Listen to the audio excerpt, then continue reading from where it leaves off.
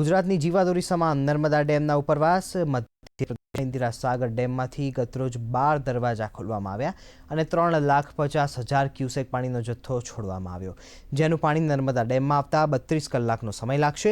હાલ કેચમેન્ટ વિસ્તારમાં પડેલા વરસાદને કારણે નર્મદા ડેમની જળસપાટી 126 મીટર પર પહોંચી છે।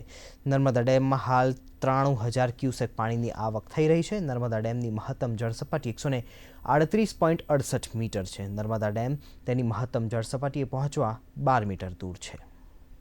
ડેમના ઉપરવાસમાં એટલે કે ઇન્દિરા સાગર ડેમમાંથી ગઈકાલે 12 દરવાજા ખોલીને 3.5 લાખ ક્યુસેક પાણી છોડવામાં આવ્યું હતું, જે પાણી આજે નર્મદા ડેમમાં આવી પહોંચ્યું છે। અને અત્યારે નર્મદા ડેમની જો પાણીની આવકની વાત કરીએ તો 93,000 ક્યુસેક પાણી નર્મદા ડેમમાં પોતાની સાથે નર્મદા ડેમ 126 મીટરે પહોંચી ચૂક્યો છે। જો નર્મદા ડેમની મહત્તમ જળ સપાટીની વાત કરીએ તો 138.68 મીટર નર્મદા ડેમની જળ સપાટી છે।